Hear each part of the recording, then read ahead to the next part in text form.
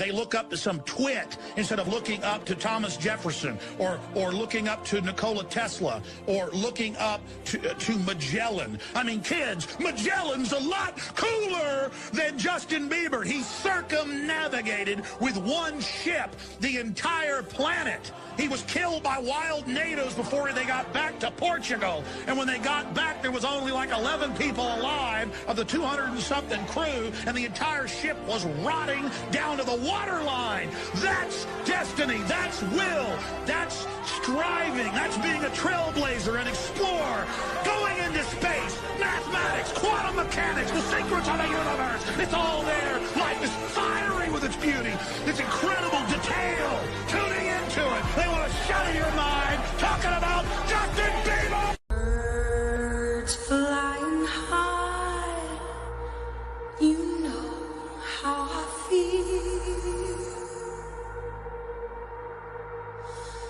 Sun in the sky, you know how I feel.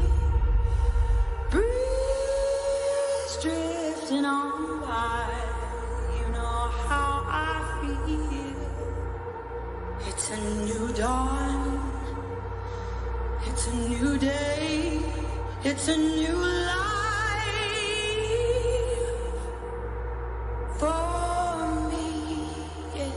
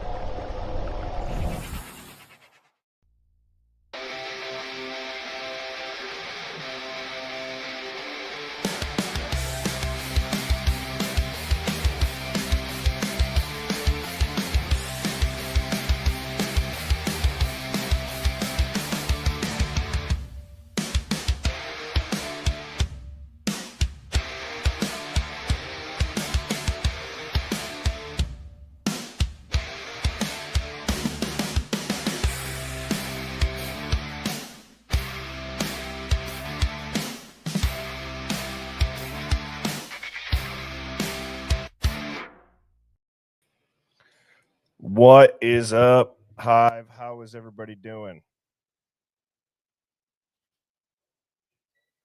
What's up, Mrs. Birdie? Just started. Oh, I just started. Thank you. How's everybody doing today? I'm happy to be back.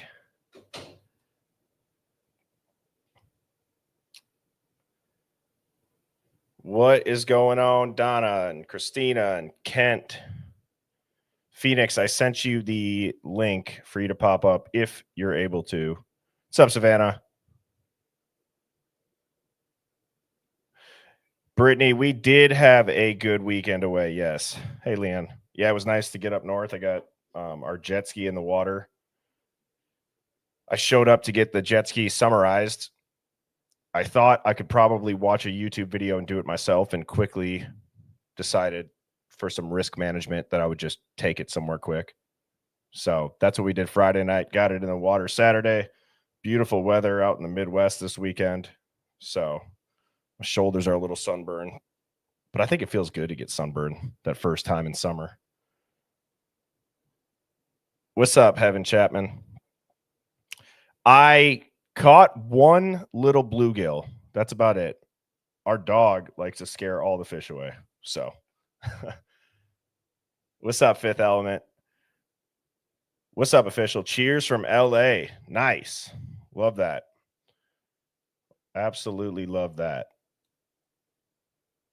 Oh, it was raining the first week.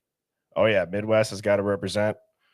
I was joking with Tommy Jude that the Midwest has been just unrelentlessly red pilling the rest of the country. What's up, April Rain Showers? Ireland in the house. Christy, Nevada. I'm going to make a guess and say you're from Nevada. Kansas. D Smalls. Hey, y'all. Oh, ladies and gentlemen, I now have the legendary Phoenix talks. What's up, Phoenix? Bad signal. I'm traveling back today, so just so you know. Oh, okay. All right. Well, if you got bad signal, no worries. Just stay on mute unless you gotta unless you need to chime in. Obviously, you're always more than welcome to. But I hope that wherever you're coming back from was fun. I know I sent you a couple messages. I didn't have the best service either. We got Starlink up north, and it's pretty good actually. It's more so I just don't have. I love Starlink, man. It's awesome. If we go on a trip, we usually take it with us, leave it at home, whatever we want to do with it, gets us a signal. But I've got some crazy news. While I was out there, I talked to some locals, went to Boise, stayed in Meridian, talked to some locals there. This case is freaking wild. Yeah. Well, I think that if there's one thing that this stream and the Hive Mind has done is confirm that. And Phoenix, I still plan on going on TikTok at my regular time tonight at 7 Central. It's just taking a day off or 2 days off between yesterday. I had a ton of stuff in the inbox that I wanted to get through. So I figured if you were around for this one, great. I'd have you up, but I would say that tonight I wanted to also get through this because I know that you were traveling and uncovering stuff. So if that would work for you and you'd be home, or if you'd have better service too, then and you could make our normal time of 7 Central, I'll be on TikTok then. Absolutely. I just wanted to come up, and I saw you go live, and I'm glad you're going at 7. I'll be there. I should be home by then. So I'll just hang out and I'll watch the show. Okay. Thank you, Phoenix. Talk soon. All right, man, that gets me excited. Whenever Phoenix, or as she says, her Phoenix Fireballs, she is an incredible investigator, and I'm lucky to have her on my show and the stream. And I think the Hive would echo that, Phoenix. So thank you. And we are looking forward to hearing what it is that you have and what you found. We obviously know this case is batshit crazy. And so I have some stuff prepared from the Hive.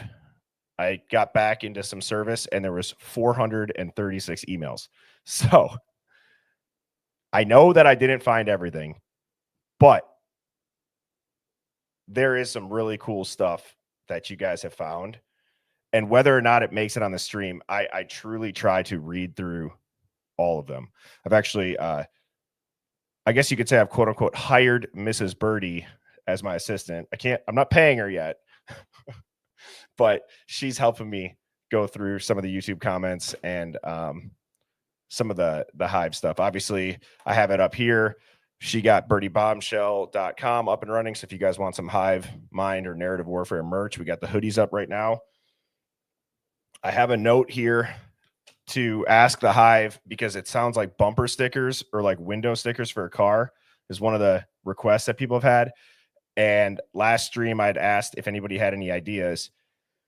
I think that a Hive Mind sticker like this, maybe where it doesn't say fines, but Hive Mind would be dope.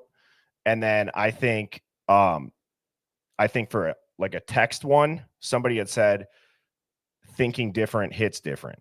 And I think that's pretty cool too. We could do a cool background on that. So what are your guys' thoughts on that in the chat?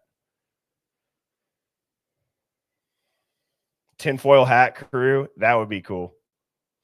That would be cool.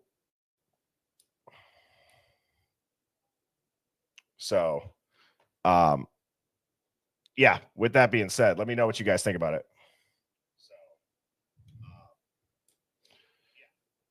NPC means non-playing character, Christina. So it's kind of like, you ever just like walk around like a store or a place in public and someone's just got like that mouth breathing, fluoridated stare where you're just like, is there anybody in there? Is anybody home? That's how I describe an NPC, at least.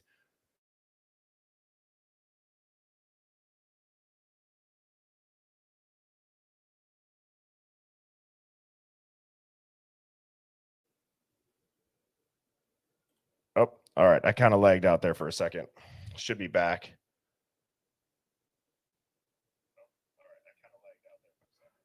I have to tell Mrs.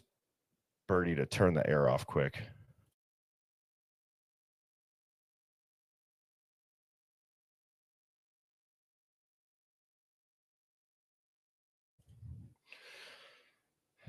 You know, it's 2025 and I can't even run air conditioning that I can stream on.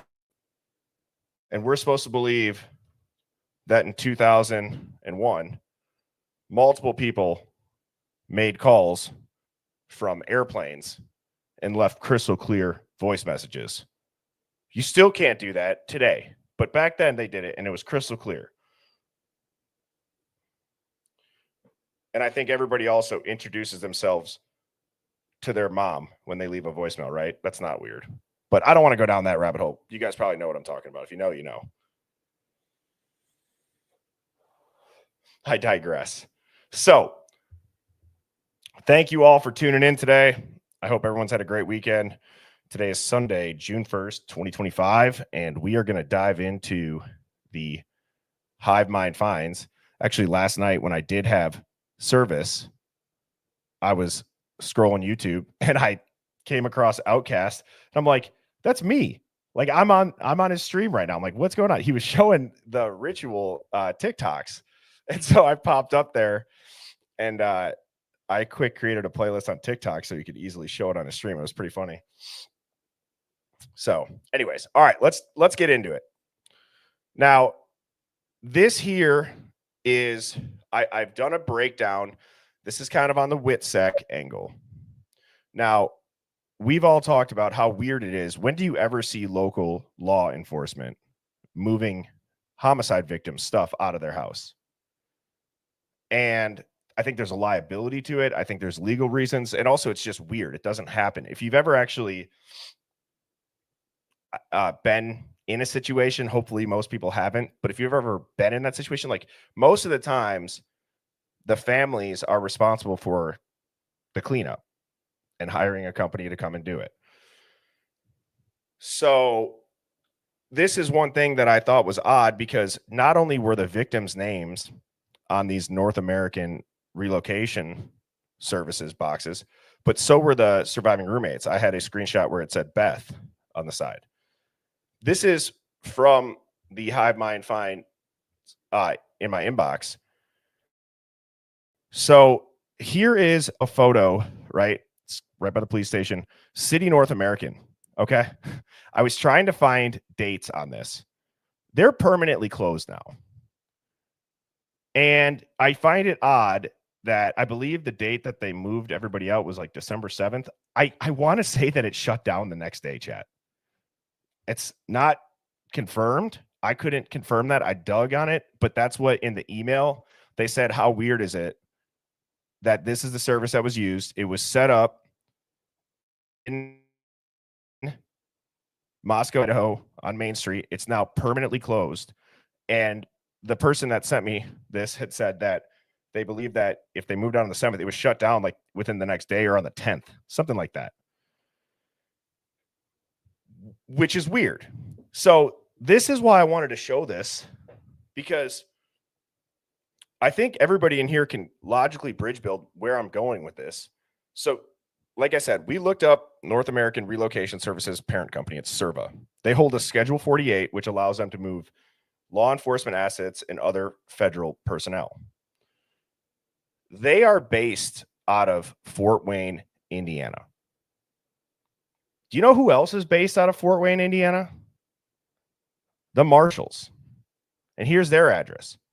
So if this company is headquartered in the same place that the Marshals are headquartered, and they hold the Schedule 48 for it, and then the temporary City North American now closes the day or within days of moving out, which is extremely odd that law enforcement is moving out any victims or any of their stuff with no gloves on, tracking a ton of snow and dirt and mud and whatever else into a house that was apparently just one of the worst crime scenes that people have seen. There's no, whether or not it had been cleaned up, wouldn't you still be a little bit worried about biohazard or cross-contamination? Who knows?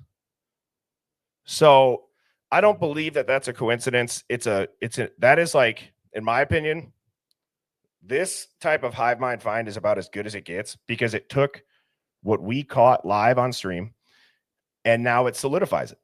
It's like, that's odd. You never see cops moving victims' belongings out, including a survivor's name on the box.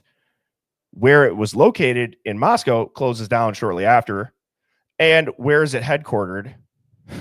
In the same state and city that the marshals are headquartered in. That, to me, cannot be a coincidence. Yes, and so thank you, DB. The Marshal Service has an office in Fort Wayne, Indiana. They're headquartered in Virginia. I'm sure they probably are, if that's like the Pentagon or whatever. I agree. But it is odd that when you search the U.S. Marshal Department, this is what it comes up for. So that's the address. That is a crazy find. So shout out to this person. If you guys don't clarify that you want your name on the Hive Mind finds, I just kind of err on the side of caution and I don't put it on. So they're a regular watcher or they're a regular viewer. So thank you for that. And that is a great find, my friend. Okay, now this one I'm going to have to read. It's not very often that I'll read people's theories on here because most of the time it I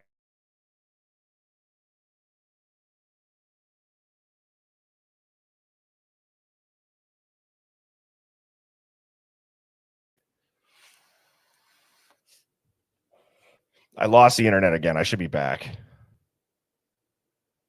Sorry, chat. I'll have to cut that out. But okay, so most of the time I don't read these theories. Or sorry, not that I don't read them. I won't post them because they mirror pretty much almost exactly what we all talk about in the Hive daily. This is just a really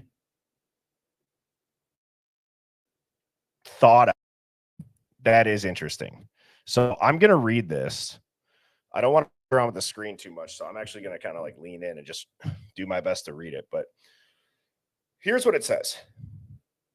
The flatmates installed cameras in their house after recent break-ins and possible broken locks. They would have an app on their phones that the roommates could log into when they receive a motion detection alert inside the house. I think the unalivers went into the house and the door was left open and the dog got out while KG and MM were at the grub truck. The way KG is up on her phone in grub truck footage, I think she may have received a motion detection alert and may have seen Murphy leave. I think this is also why she called Jack and the messages about them sharing a dog. She may have hoped he could go and pick Murphy up so he wasn't lost. The girls got a ride home from grub truck and assumed Jack had taken him. They went to sleep. X and E got home soon after and went to bed. I believe BF and DM were at a hotel, not 1122, on the night of the unalivings. I think either DM or BF became aware of something not right happening in the house and logged in to check. They saw the unalivings and what was happening in the house, but only from the cameras and what they were pointed at. I think they couldn't figure out what was happening there, and that's why they called each other and the people. That's why they called each other. Where did I go? Shoot. And the people were at the house freaking out. They screenshot footage they were watching on Snapchat and sent it to friends to help make sense of if it was of what was happening at their house. They recognized the strangers in the house. I think they knew the cops were the bad guys. I think the unalivers were LE, and biggest mistake they made was they didn't realize inside cameras were recording them until it was done. They would have taken the cameras and the hard drives and wanted to find out who had access to the app or who had footage. Damage control. I think that Brian Koberg, I think BK was the person who installed the cameras and also taught the flatmates how to use the app. Just like the female friend mentioned in the past, he did for her. I also think BK had access to and was spying on them for whatever reason, like the female friend suggested too. I think he accidentally watched the unalivings as well. He saw what BF and DM were watching in real time on his phone. I think he knew he was in trouble when he saw the perpetrators, LE, were on camera too. It explains his behavior and paranoia after the case. Maybe he did go to the scene because, like DM and BF, he wasn't really sure what he had witnessed. He knew they would come for him. He was scared of police, etc. He told his dad, and they made a plan to get him out of the area. Again, I'm just reading what they're saying here. I also think somehow Kopacka was privately investigating local LE before this because he knew they were corrupt. Maybe BK reached out to him for help or advice or to tell him what happened. Kopacka was actively trying to recover the footage from the unalivings from the security cameras that night because BK told him what he saw, and Kopacka knew it could bring down the department and people he was already suspicious of and trying to expose for corruption. I think he tried to expose everything but was killed. After he was killed, BK and his dad knew he was in big trouble and his life was in danger, so they packed up and drove across the country with the hopes he could hide and they wouldn't come for him too. The footage of the feds looking at the jacket is suspicious, but the video matches a hatchet with a large, quote-unquote, vacuum cleaner thing, looking sheath. The audio from Linda Lane, find anything? Oh, a hatchet, was the two people seen in the footage, in my opinion. I'm slowly starting to put it together, but I'm not sure I'm onto something. What do you think? I can make all the evidence, rumors, and amendments fit this theory. I think BK is hoping BF will help him at trial as her statement is private and she seems protected. BK's lawyer sent a private letter to the judge regarding the sealed alternative killer theory, and I believe it's because BK now has evidence it will expose in discovery that the real perpetrators are the prosecution. They have been stalling for so long because they needed to be very careful how they go about this, and it needs to be a done deal. I think LE already got the DM and threatened her. That's why the story changed. She went along with their narrative out of fear, even if it doesn't make sense, but they couldn't get BF. So again, it is that, look, we can agree, we can disagree. The reason why I wanted to share that is because I think it would lead to a really good discussion. So I thought it was interesting that, like, the security cam angle is an interesting one that not many people talk about. People have said, like, well, didn't they have cameras in the house, or were there cameras in the house? And she does tie it back to another person saying that BK had helped them install cameras. She felt like she was being watched. I mean, yeah, I thought I would share it. I mean, chat, I don't know. I mean, clearly there's things that I think in any theory, people take and pick and choose what they think is a good part of it, what's bad part of it. But I don't think it's far-fetched to think that they maybe did have some Ring cameras or a Nest camera in the house that they could check. So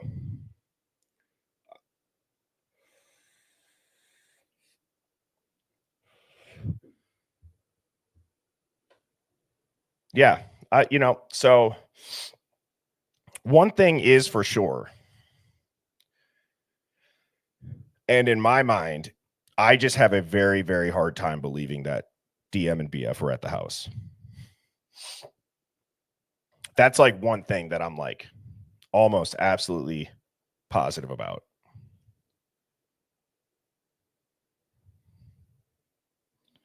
And I'm trying to read the chat here to see what your guys' questions were during that.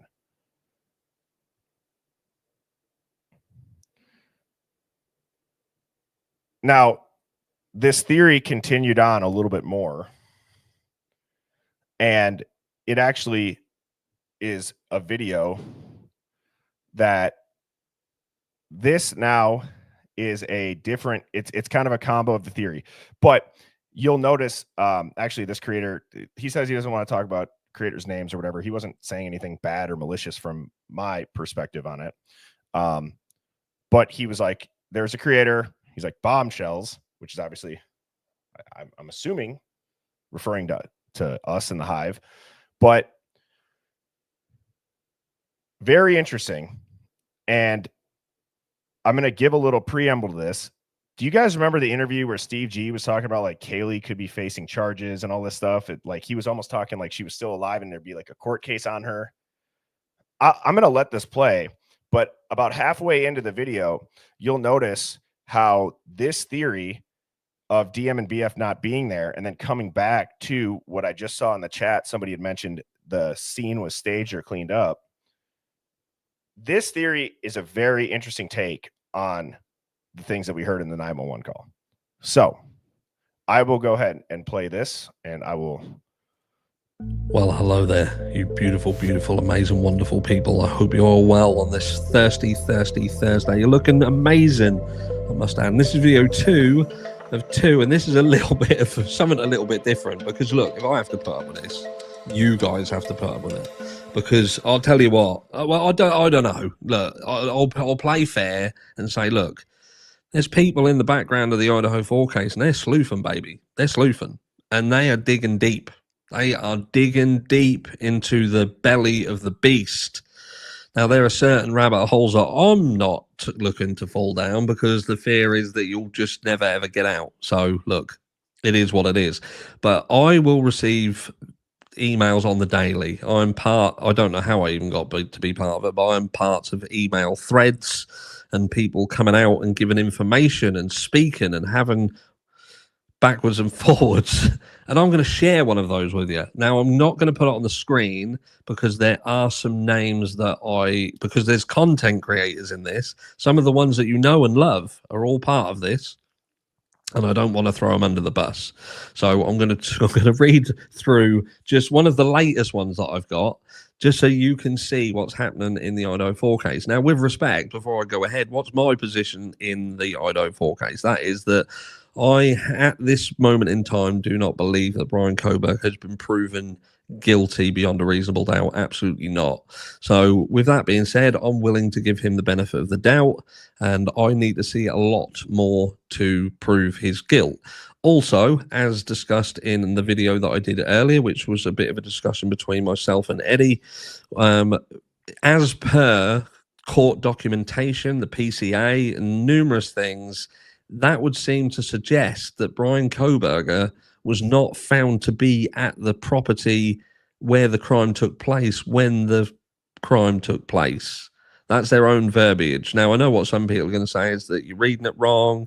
It's kind of just how they're writing things, but it's saying what it says, you know, and the backpedaling that comes along with that as well. And realistically, all that we have to tie Brian Koberger to the property is a really strange DNA situation that seems overly convoluted with important bits missing.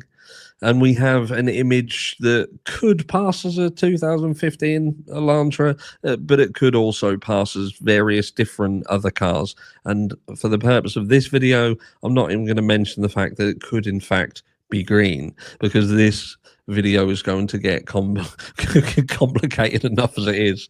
But remember, I'm a guilty until proven innocent. No, I'm an innocent until proven guilty kind of guy. Freudian slip. No, it's because I'm a part of this community, which is definitely a guilty until proven innocent kind of community. Not our community, not like the harsh family. I'm talking about the true crime niche as a whole. For the most part, I think people would like to see Koberger shot. But let's talk about this. And like I say, I'm not going to put it on the screen, because it will show you some people. As I read it, I will add content creator instead of the name. So it says, guys. So remember, when I say content creator, there is literally someone's name here. So guys, Dylan Mortensen told this content creator a few weeks ago the killers are the Moscow Police Department and some frats and cartel crews. So a blend of all of the potential things that we've thought. It's all of them. So all of them together, all working together. Moscow Police Department, law enforcement, frats, cartels, all work. It's nice when people come together. It's nice when people can't get people to work together nowadays. Very difficult, but in this, they all came together. They are escorting an alleged Kaylee away in this video. Content creator thought it was Dylan. It's supposedly Kaylee. Dylan Mortensen, Bethany Funk, Ashlyn, content creator, and others believe the sixth roommate, not Ashlyn, named Lexi Rodriguez or Lindsay Bart, was killed in Kaylee's place. There is someone's arm cut off near the street dumpster. Why is law enforcement afraid of the Gonsalves family? The picture of the law enforcement involved I sent before. It's on OMP's community posts from 2 weeks ago. DM said that Kaylee and Maddie were at GT still, that'd be grub truck for those of you who are not in with the lingo, at 2:15 a.m. In my opinion, Dylan Mortensen and Bethany Funk left around 2 a.m. and Dylan Mortensen wanted Taco Bell. I think Gower picked her and Bethany Funk up, went to Taco Bell, and he dropped them at the hotel. Then he picked Kaylee and Maddie at Grub Truck around 2:15 a.m. and dropped them off out in street. They never got into the house. Police car is chasing them down, and those guys in Banfield are involved. Content creator found out from Emma that King Gonzo and possibly Christy. King got a private light flight helicopter at 2 a.m. to fly from Coeur d'Alene to Moscow. Afterwards, he or they went to a Spokane hospital, and Kaylee and him got allergic reaction to peanut butter carbonara and then flew to Coeur d'Alene. CDA. I should have said CDA. I wouldn't have annihilated that pronunciation then. People said they can see it land on or near Banfield. So we now have helicopters landing on Banfield. Not only have we got the bushy eyebrows, the people running around, the cops, the drink, all that, now we've got a helicopter in the mix. DM said when BF and her got home from the hotel in the morning, they, law enforcement and Gonzo, were in there staging the house. You can hear Gonzo in the 911 call that content creator bombshells YT had a few days ago. I swear that first female sounds like Christy. DM said the G's have Airbnb right there in Moscow. I don't know. The G's can go to hell. And then there is a video link, which I'll put that video link in the description of this video. So that's pretty much that's pretty much the gist of it, but it's more so that it is so weird, and I've said this so many times. I know that the court documents are important. That the court documents are relevant to the case that is being tried. The case being tried is in regards to Brian Kohberger, right? It doesn't have anything to do with all of the stuff that we have dove into on this stream and many other creators that are in the true crime community, and everybody in the Hive is dug into. Linda Lane footage and audio, the grub truck footage, the weird noises, all of that stuff with the Banfield and LE and the movement going on at the time that they say that this is in the court documents. It seems rather impossible for me to be able to wrap my head around that all of that's not related. How can you say that when there's a quadruple homicide that's apparently happening within a couple hundred meters, and there's movement everywhere? There's kids running in the background. There's police near the scene. I don't get how that doesn't have anything to do with it. And then you do look at the court documents and the PCA and what DM had said, and I think that whatever comes out of this case, I'm truly starting to believe that it's going to actually be nothing that we've ever expected. I think I can safely say that in my mind, I would be shocked if it's as straightforward as BK did this by himself. And I would be equally as shocked if it's as straightforward as just a rug hit. Okay. To me, Ellie having involvement no longer seems like a stretch. I'm not saying that I ever really couldn't wrap my head around that, but I'm saying let's all look from a 40,000 foot view. It kind of starts to scream a cover up, as we've all, I think, accepted there's potential for that. But now you start to think about, when you go back to the beginning, why did it take the police chief 4 days to have a press conference? And why was he not able to even say the victims' names right? How is that possible? You have the biggest homicide that's on world news, and you 4 days after the fact, you can't say the victim's names right. I'm sorry, but to me, that tells me you're either distracted by other stuff, meaning, holy shit, my guys might have had something to do with it, or holy shit, we're about to get investigated internally now. So it's not to say that I believe this theory or the one that they were saying. What I'm trying to say is there's so many holes that you can poke in it with a bunch of theories, and that's why, and what reason the hive mind serves is to look through all these different lenses. But I guess I would say there's going to be something that comes out of these alternate suspects, alternate perpetrators.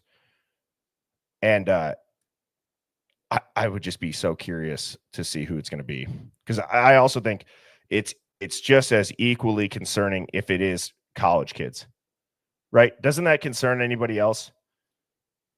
How could it take this long for college kids to be brought forward for this heinous of a crime? How could we have just sat here and then pretty much been fed a PCA that you can now wipe your behind with? Nothing's true. Nothing. So I don't know how you guys feel about it. And also, yeah, Peggy, good point. The police chief quit. I mean, there's a lot of people that are resigning. This would be, if you do it on the up and up, let's play this out in our heads here. If you're a police chief that's not corrupt, or if you are a professional that is not corrupt in the court system or just somehow involved with this case, it's the reality of the situation. This is going to be a career case for you. If you do this on the up and up properly and articulate what it is that you found, why you're taking the steps that you're taking them, this will make a career. On the flip side, if it's not on the up and up, it's going to ruin your career, and you're going to resign, and you're never going to probably get another case like this again. So, and what's up, Bubbly? Thanks for being here today. She said, or they said, because alumni is covering for them because they too did the same things. This is a pattern. Don't disagree with that at all. I don't disagree with that at all.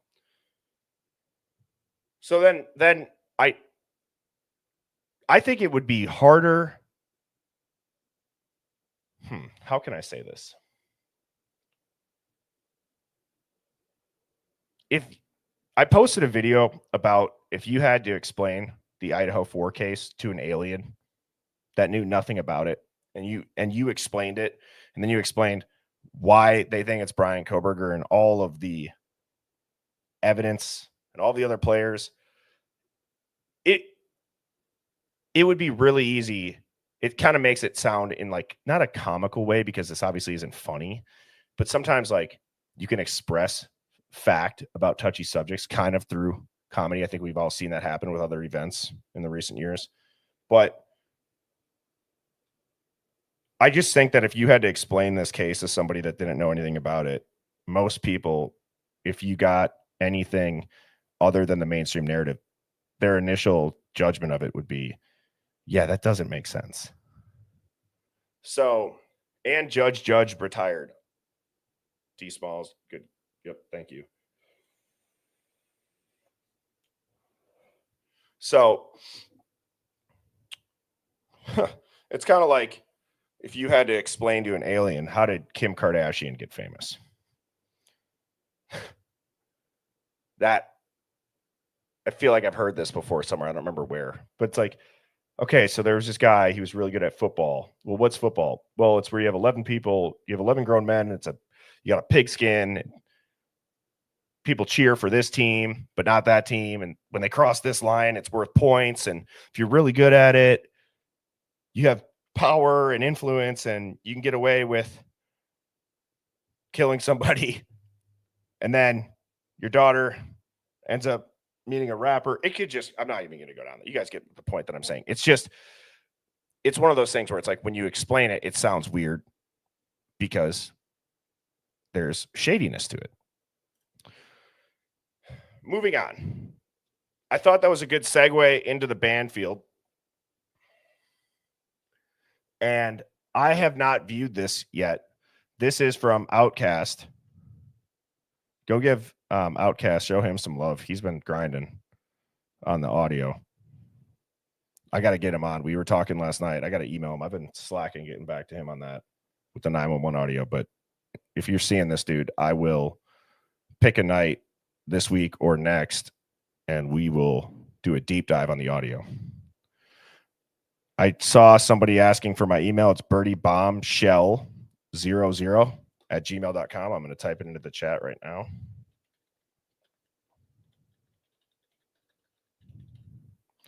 And that doesn't just have to be stuff pertaining to the Idaho 4Ks. You guys can send me any other contrarian viewpoints on anything, conspiracies, stuff that's interesting. But Outcast has this video labeled, Banfield cops got some explaining to do. So I'm going to go ahead and get this video going here. And I'll shut up. I'll let it play through. That's obviously something that I struggle to do, is to not pause it every 30 seconds. So I will get this on screen and we will watch this together. All right, so I'm back with another video. Somebody sent me this last night. We went over it on the live stream. Carl Willis. So she goes over this part.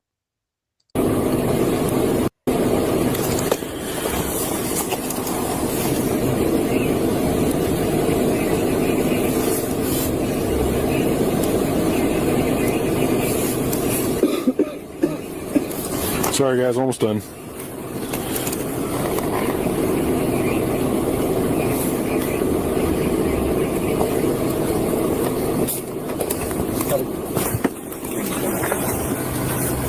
You're on December 1st? Okay.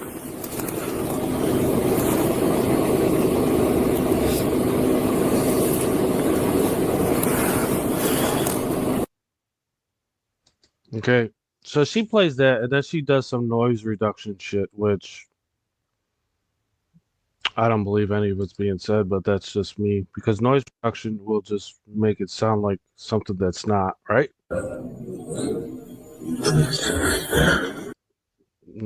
I'm not buying that shit. But I gotta thank Carl Willis for giving me this video, right? So I took this clip because I don't want noise reduction. Noise reduction is not good. So I took the clip. Which, to what Outcast just said about noise reduction, that's what him and I are going to dive into. We're going to do the 911 call without the noise reduction, and he's got, clearly, you guys are going to see, he's got some really awesome audio tools. So, okay. And you know me, I go to vocal remover. And then what do I hear in the first 8 seconds? 8 to 10 second mark. 8 to 10. 8 to 10 seconds. Here we go. We're going to slow it down. Okay, so I heard that. I'm like, that sounds weird. What's the cop saying in the car? Okay, this is how you break shit down, people. Look at, remove that. Let's go back. What's that cop saying in the car? Let's go here. Slow the speed down. Put the volume up. We got the volume up 200%. Speed's down. Let's hear what he says. I'm going to mute myself here, and I'm going to play this like 30 times. And you tell me what you hear. Okay? This is no noise reduction. This is split. And I'm going to tell you what I think after I play for you 20 times. And you just leave in the comments what you think is being said. And we'll go from there. So let's get it.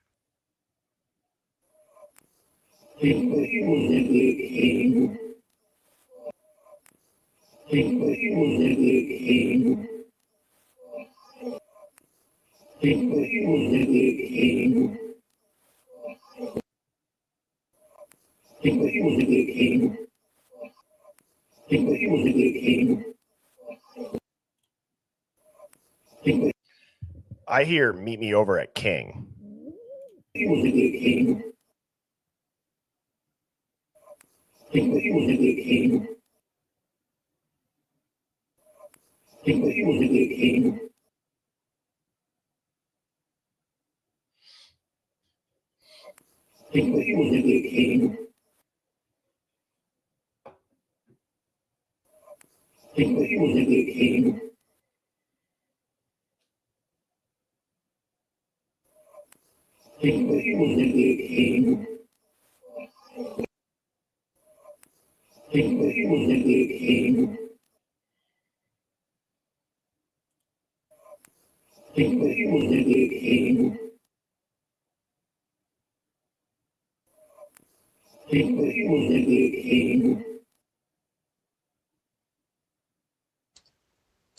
All right, guys. So you be the judge of this audio. What do I hear?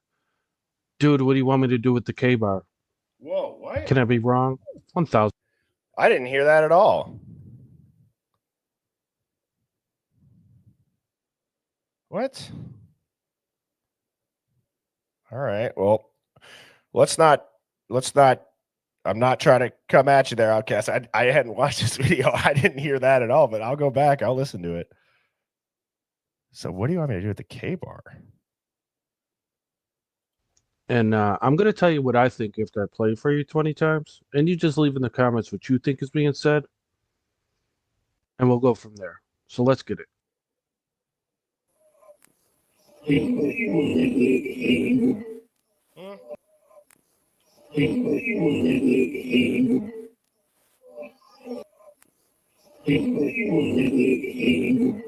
Okay. Wow. Wow. You kind of hear it in the background. So there's like a little bit of a voice that's over it, but a voice in the background stays consistent. When he's got it slowed down here, it does kind of say, what do you want me to do with the K-bar? That, huh.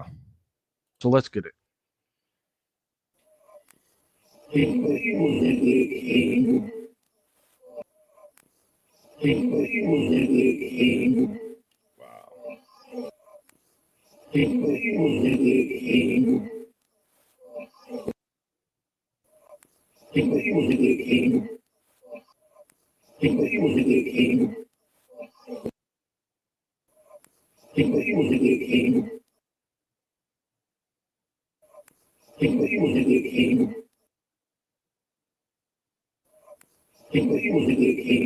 Wow. Yes, Beck, you just nailed it. I think Beck just nailed it. Take what you want and leave the K-bar. Whether or not that's what they're saying, I think Beck just summed up the early words before K-bar.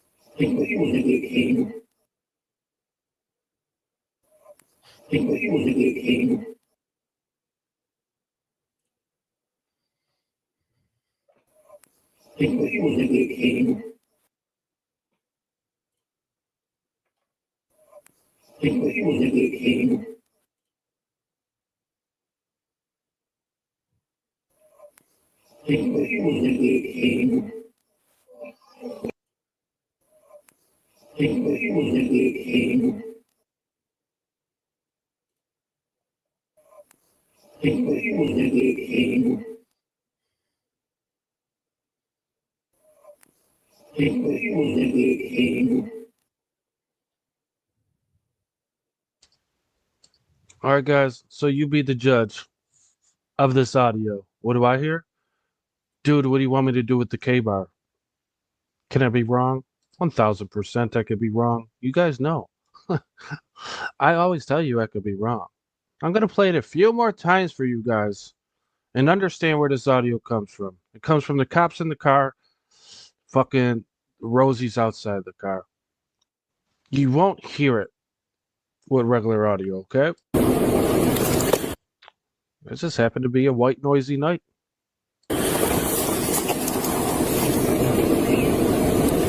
It's right there. Wow.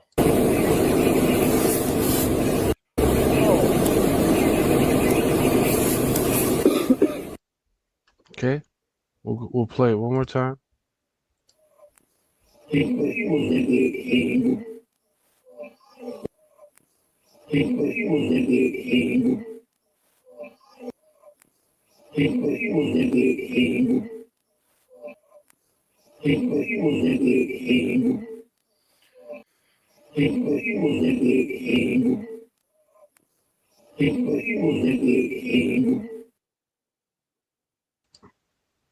So you guys be the judge.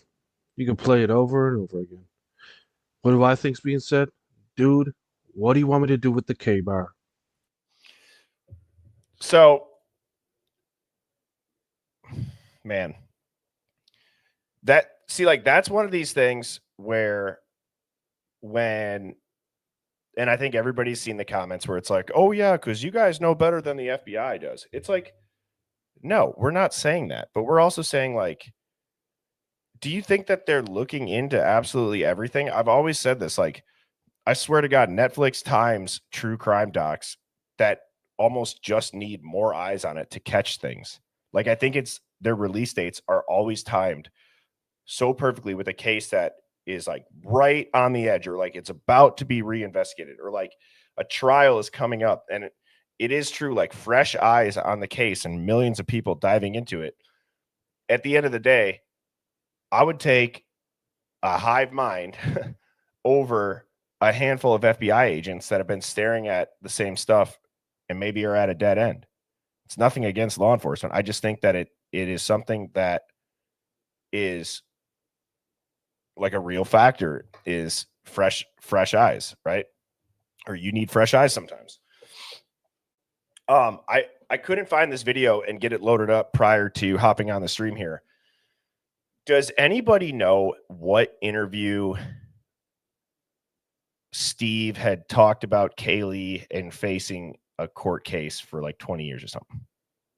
It was really weird. Does anybody know what interview that is specifically, or whose show he was on when he said that? Because I want to pull that up.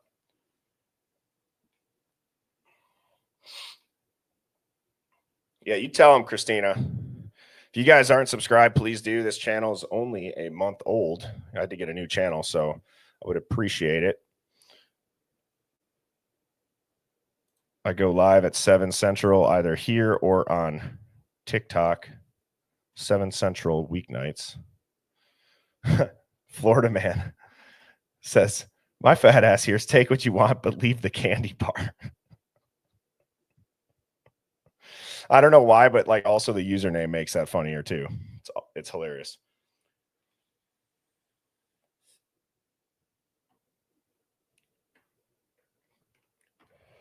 Yeah, it seems like people in the Hive, they love Phoenix. I think Phoenix is incredible. So her and I we go on TikTok a lot.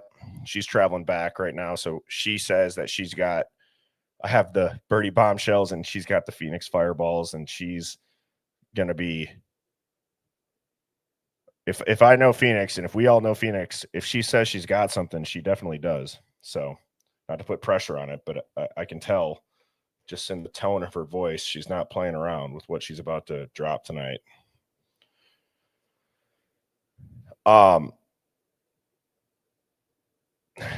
So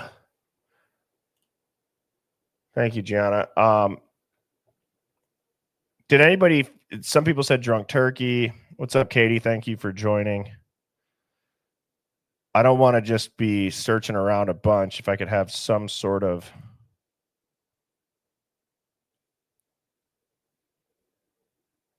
You know what? I guess like I can try.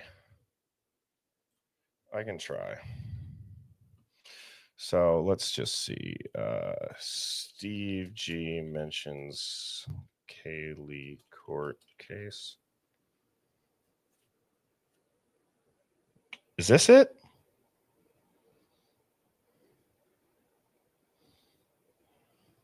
I don't feel like it was on the Drunk Turkey show. I don't. I thought it was a news one.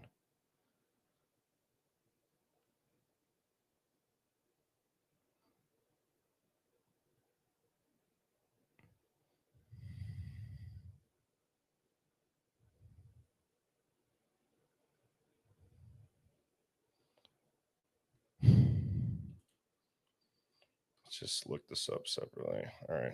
What interview does Steve...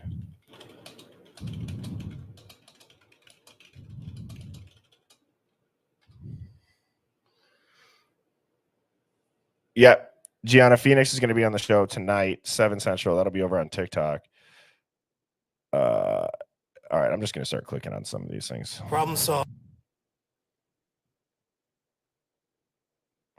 It was so okay. It was the drunk. Steve Gonzalez. Steve, thank you so much for joining Top Story. And I also want to say I'm so sorry that you have to join us and that we have to speak like this. I know you were doing this to speak for your daughter, but I am so sorry this is a situation you find yourself in at all. I want to start with just asking you about that selfie that everyone has now seen. What went through your head? What did it feel like when you saw that selfie of Brian Koberger allegedly taken hours after your daughter and her housemates were murdered? It was a trophy. He made himself a trophy. He felt like at that point he had just returned from the crime scene. There was no one there. And he believed, very confident, that's what the thumbs up. He's going to look back at that, remember what he got away with. And, you know, it's a challenge to Idaho to let everybody know that, you know, he thought he could kill people in our state, get away with it. He was far smarter than everyone else around him. And, you know, he studied it. You know, he's trying to be a PhD in it. So I think it was a challenge to Idaho. And Again, it's not meant to be disrespectful to anybody, but doesn't that just seem too simple? Doesn't that just seem too simplistic? That narrative is just way too clean. Almost like it's built around it. I think Idaho will definitely step up, and he's going to regret that photo. Steve, I want to also ask you about one of the requests the defense is making to the judge, asking that they do not allow spectators to wear T-shirts with pictures of the victims on them or anything like words in the memory of. How does that make you feel? It's petty. I don't worry about it, though. My daughter's, you know, justice and getting this conviction is much more important than wearing a shirt. I've never worn a shirt in court. They'll never be able to ever show that I ever did. So, you know, when you got somebody facing, you know, death row, you probably should focus more on, you know, the case and the evidence rather than who's going to be in there witnessing it. The defense has also claimed that they're going to present alternate perpetrators. Do you believe there is anyone else involved in the murder of your daughter and her housemates? No, not at all. There's surveillance all around there. You're going to clearly see who was coming into the place and exactly when they were leaving and what that vehicle looked like when it took that corner. Yeah, this case is solid. It's super solid, and you know, we look forward to it. They're just trying to delay it, but you know, it's time to pay the piper. We're all going to see what the, you know, state has, and I'm very confident in what they have. How is your family holding up and handling all of this? I mean, last week we heard the 911 call partially released. We've seen this selfie now. What is it like for you and your family to keep having these items, these bits of information come out? It is hard. It's very hard. You kind of just prepare your family, tell them to stay away from the TV, stay away from, you know, parts of the internet. So, but it's nice to get this information out. It's good to see the facts. I mean, it's weird to wait 2.5 years to know like some of the final things that, you know, your child has been through. We're still waiting on even like laptops and things that, you know, so we can see, you know, her playlist and things that she was working on. It's tough. It's tough to go through this, but I just think of all the officers and, you know, the FBI agents and all the hard work that they put into this. So, you know, I can wait and, you know, we can get this out. We can figure it out. As we move closer to seeing Brian Kohberger actually face a jury and answer to these charges, what for you and your family is the thing you hope people focus on the most when that coverage really gets in full swing? What is it you hope people don't forget about what y'all have experienced or about your daughter? I think if people can concentrate on how much victims they were, how these people were just going through their everyday life, trying to be educated, try to be like the best type of human being that you could possibly be. And even having all the way from like their meals that they shared together till their Uber ride, they weren't drinking and driving, they weren't doing anything bad, and come home and to go to your bed and to have some stranger that he's not even a part of our state, you know, he just didn't even belong here, you know, and to have that person sneak into your home and kill you in your bed.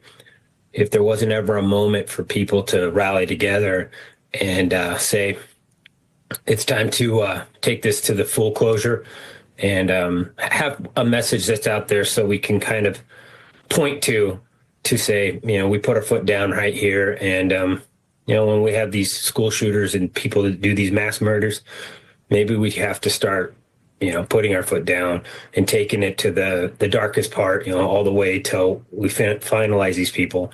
And then maybe we can stop having these so often. Have you?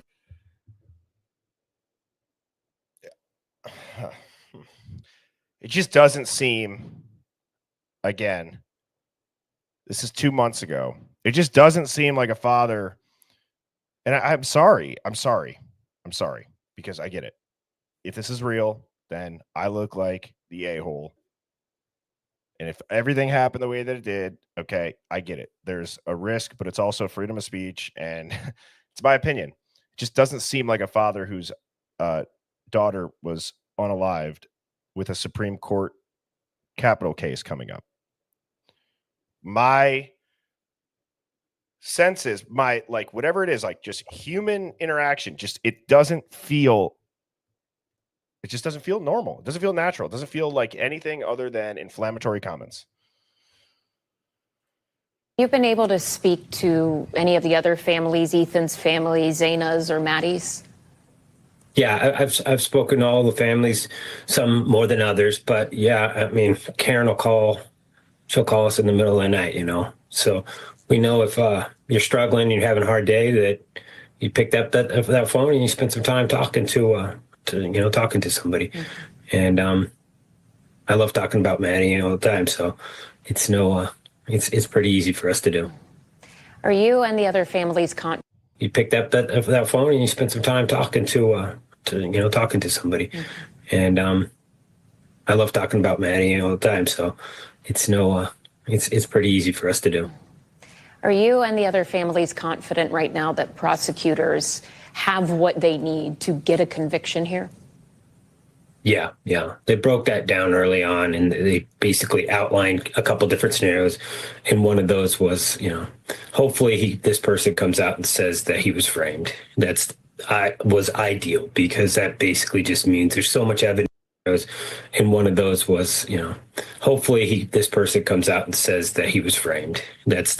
They basically outlined a couple different scenarios. And one of those was, you know, hopefully this person comes out and says that he was framed. That would be something that the prosecution would hope for.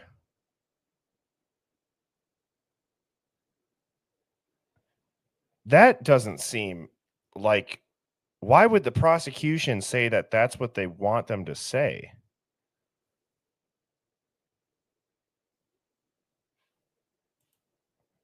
Yeah. See, I'll go deep, and it's like, if you know, you know. It's like, I've broken down that first interview where they're like, we need like a family lineage company, a DNA tree, and it might not even be him. It's a family member.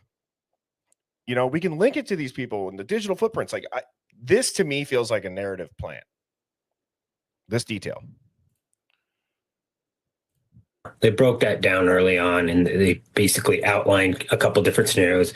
And one of those was, hopefully this person comes out and says that he was framed. Was ideal, because that basically just means there's so much evidence that he just can't combat it. We didn't think we'd get as lucky as no alibi. We thought he'd think it out, and he is a smart guy. I figured he'd have some better way to explain what he was doing that night. I mean, I could think of a lot of better ways he could have done it. Really? What the hell? I can think of a lot of better ways he could have done it.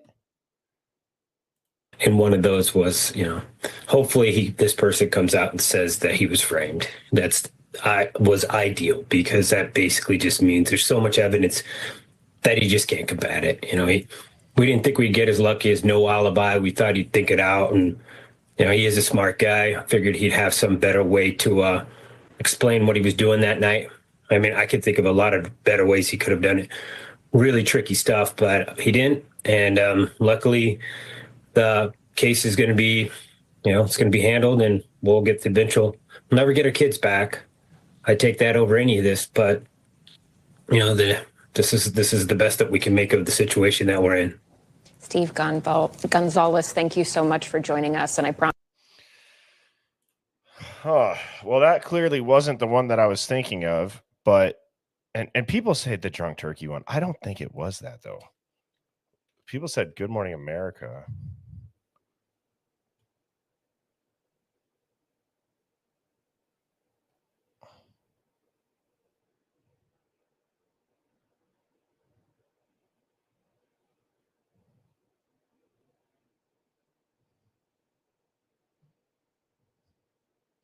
Do you guys know the interview I'm talking about, right? Like, we kind of skipped over it because we were talking about a bunch of other things when we originally had this on the stream. It was something about like, well, Kaylee was facing like 20 years in that case and blah, blah, blah, blah. I don't Ashley Banfield. I just wish that was.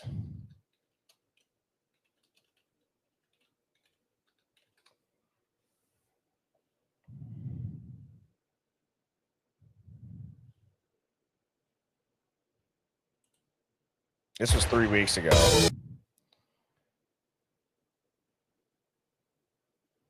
Well, we'll see. It's not like even if we don't get the right interview, we'll probably have the same reaction to almost all of these interviews. So I don't think it hurts to watch through them. Steve Gonzalez, father of Kaylee Gonzalez, who was one of the 4 kids murdered inside 1122 King Road. Steve, there's a lot of blockbuster revelations by NBC. One of the ones I found so upsetting was the allegation that these are pictures of University of Idaho girls on Brian Koberger's phone. Okay. If he was talking about the warrant on the Drunk Turkey show, then maybe that is it.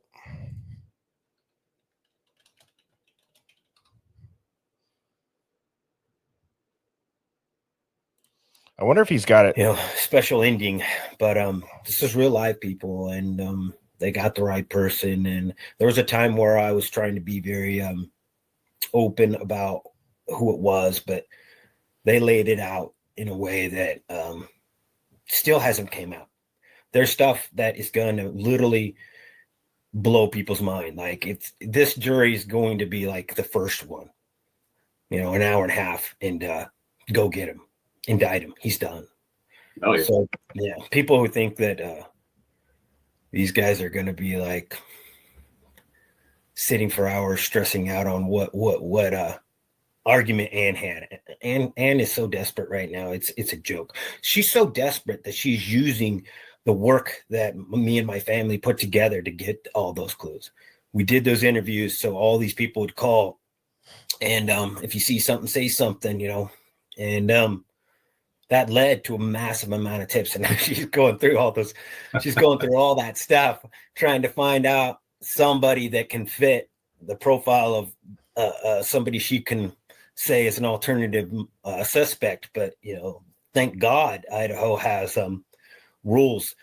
So, otherwise we'd probably be 4 weeks of her just rambling off just nonsense and just trying to overwhelm the jury with just waste of time. And I still suspect that, but we won't be playing a part of that. And we're a different kind of family. You know, this is one thing I understand. This is probably this dude's normal background, but like, this is it's just kind of also like, obviously this interview is going to get a lot. It just seems weird that you'd have a masked man with holding a knife to a girl's throat right below the father whose daughter was allegedly unalive that way. It would be one thing that I feel like I would look at and be like, I should probably use a different background for this one.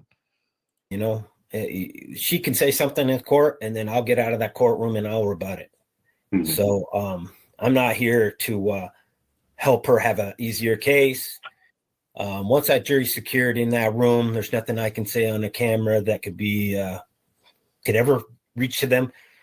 At that point, I'm letting it all out. Everything's coming out, and it'll be interesting. It'll be interesting because there's no holds bars at that point. We can once that jury's been selected, picked.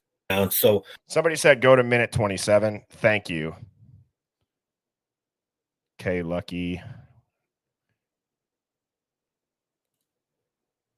Absolute certainty where Jack was that night, and there's surveillance that was going on around there that lets them know. I mean, of course, he could sneak up in the attic and go through the crawl space. You could always, you could do these YouTube crazy scenarios where he got out of the house without triggering any of the surveillance that they had. But realistically, whoa, they know exactly where he was. I've not picked up on that before. That he could get out with any of the surveillance that they had. That lets them know. I mean, of course, he could sneak up in the attic and go through the crawl space. You could always, you could do these YouTube crazy scenarios where he got out of the house without triggering any of the surveillance that they had. What? Up in the attic and go through the crawl space. You could always, you could do these YouTube crazy scenarios where he got out of the house without triggering any of the surveillance that they had. Whoa. So he's aware that they had surveillance on the house. He just said it. How could he get out without triggering any of the surveillance? So this guy, oh man.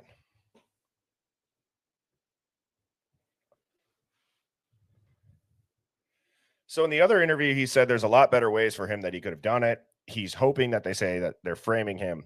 And now he's saying that he could have crawled through the attic in the crawl space, like these crazy YouTube things. And he's getting out of the house without triggering any of the surveillance that they had. Huh. Well, that would mean that there's surveillance of the house somewhere. Interesting. That means there's footage.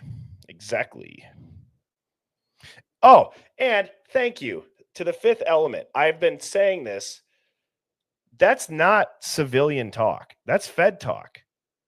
Surveillance that they had? No.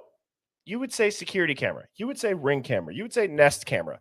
You would say, you don't say surveillance.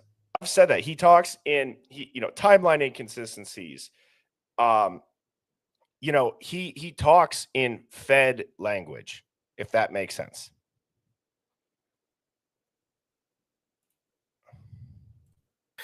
But realistically, they know exactly where he was. Now, is he going to be an alternative suspect? Hopefully they don't put him through that. But if he does, he'll be coming into that courtroom with us right by his side. Again, so at the time, I mean, look at this now. We got complete narrative planting going on. Hopefully they don't do the alternate suspect. Well, it's like he says it. Like, if you don't know what narrative planting is, it's like you get out there and you just say it because it plants something. We hear it, we internalize it, and when it's put out to the masses, it's known as narrative planting. A really good example of this would be on the morning of September 11th, CNN just somehow finds the one dude, or maybe it was not CNN, but it was one of the big mainstream news channels. They had said they just randomly find this guy, and he's like, well, yeah, the fires burned so hot, and then it led to structural collapse. Like within a couple hours, and then boom, that's the narrative. You know what I mean? Like this is like not nearly as the extent of that, but that's what I mean when I'm saying narrative planting. But realistically, they know exactly where he was. Now, is he going to be an alternative suspect? Or well, hopefully they don't put him through that. But if he does, he'll be coming into that courtroom with us right by his side, and he'll probably be staying over at our house at our Airbnb. So, which goes back, they have an Airbnb near the campus or near wherever they're going to do the trial, if he's referring to it in that context. How's he doing? Yeah, it's a waste of time, but she can only have certain kinds of suspects. These suspects have to play a part. They have to have some kind of evidence of being in that house. And a house with 6 different girls. Well, they don't have evidence that Koberger was in the house. Let's not forget that. There's going to be a lot of suspects. That qualifies a lot of people that could justifiably be in that home. So that's what she's going to do. But I go back to my Idaho community and some of the things that I've already heard grand jury members talk about and hear and speak, whether it was Blum or some of the other people that recorded some of the things. They said, these guys aren't stupid.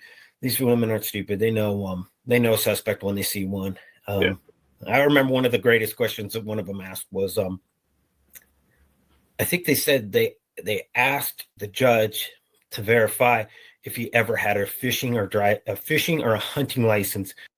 So, chat, I just want to check in. I just want to do a temperature check with everybody in the chat here.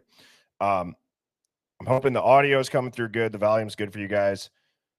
This is obviously a landscape layout. So I heard you guys loud and clear with the TikTok layout. I've even figured out a way how to stream it landscape for TikTok. So I hope that is better as far as a viewing experience. Thank you for letting me know that. We're obviously in search of trying to find the clip where he says Kaylee has some sort of ongoing court case, right? So if it's in this interview, I'd rather just let it flow naturally and continue to do this to find that part. And I wanted to check in and just make sure that that's cool with everybody in his, like, type of 1, if you guys are cool with that. Type of 2, if you want to move on to something else. But to me, I think it'd be very interesting because we've never really dove into what that could mean. It's just kind of been in passing. So please let me know real quick. And it's interesting to see now with the things that have come out. Okay, a lot of 1s. Cool. Oh, somebody said it's not this interview, it's older. Shoot. Well, I think we should still continue with this one. This one, I think somebody said like he's very loose-lipped in it. So, all right. Shout out to the Hive. You guys are the best. Get the best chat on YouTube and TikTok with the Hive Mind. That's facts. Since he bought the K-bar, since it was delivered to his house. And he did. But that just goes to show that how intelligent these guys are. They're thinking it through. Like, what reason would a guy have if he's not in the military? These guys out here are outdoorsmen. They know why you would have one of those. The K-bar is a military weapon to keep you, to fight other men. Really, that's what it's for. So you could be a moron and use it for filleting fish, but they wanted to rule that out. And maybe you're using it for hunting.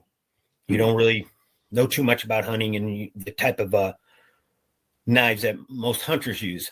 But these guys are on top of it. And I think if he thinks he picked the right community, a bunch of dumb hillbillies, he's really in for a rude awakening. Oh yeah, 100%. How is Jack doing? Is Murphy? Is he with Murphy? Is Murphy with Jack?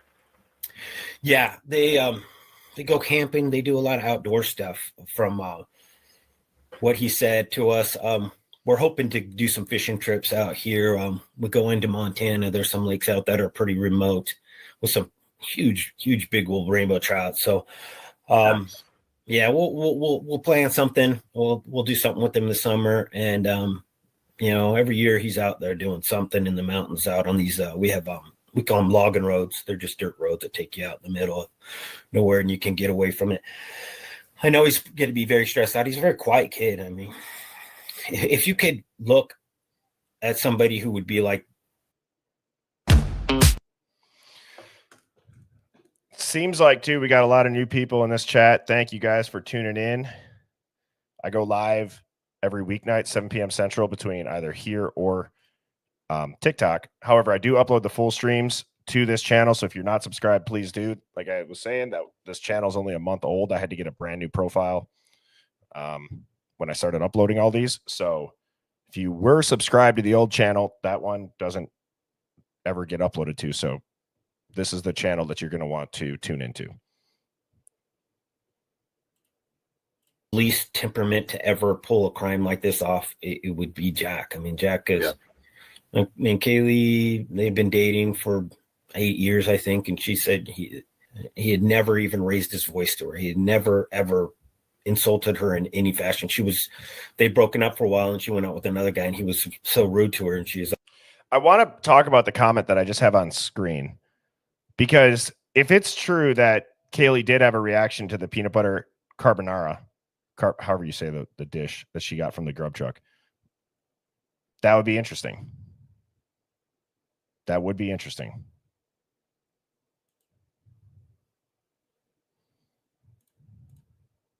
like, and basically being around this guy in an hour, he had insulted me more than Jack had in 8 years. So she was like, I might not ever find another Jack again. I mean, that was their exact words to her mom. So I have no worries that they'll do that. I don't think it's fair, and I don't think it'll go anywhere. Yeah, well, let him know that his, he'll be in my thoughts and prayers as long as with you and your family as well. Now, Brian Kober gets arrested. How did you find out about his arrest? When did you find out about his arrest? They called Shannon Gray, our lawyer, right away, as soon as before us, and they probably gave him like a rundown of the situation and how much they could say, and some paperwork that came along with it in an email. And so then he called us and he shared with us and said, hey, they've arrested a guy. Here's his name. Here's his background. There's a message that I sent you guys with some PDFs, some I think it was the affidavit and a couple other little side notes on there. I mean, it might have been some of the stuff from Pennsylvania. I don't remember exactly, but that's how we heard. It went straight to Shannon, then Shannon to us, and then we heard from Karen, and we started kind of just. We were super excited just because the next day we had a celebration of life, and we basically prayed that this person would be caught and we wouldn't have to go through that celebration of life thinking that this creep would be trying to be there among us and try to blend in and get some kind of satisfaction by watching us all suffering. I didn't know it was that much earlier before the celebration of life. I'm assuming the first thing that you're doing is researching this guy, and there's something called the Andrew Garrett discovery. Are you familiar with it? I sure am. Yeah. And it sure does seem like you guys were on the same page as far as the possibility of a social media account potentially belonging to Brian Koberger, following some of the victims and your daughter and Maddie and Xana. Do you still feel that way, that that's the right profile and that there was some sort of following, at least on the internet, of some sort? Yeah. It was kind of confusing at the very beginning, and I'm sure it was confusing for the investigators, because I went in there one day with my family and we were like, what happened to the LinkedIn? Why were you guys into our account? Why did you remove it? And they looked at us like we were from another planet. Eyes bulged, and we could tell they were being completely honest. They were like, we have no idea what you're talking about. Well, we later on figured out and investigated and found out that it was the FBI. So he's saying that the FBI was going in and removing her LinkedIn, and they apparently had no idea, and that they denied it at first.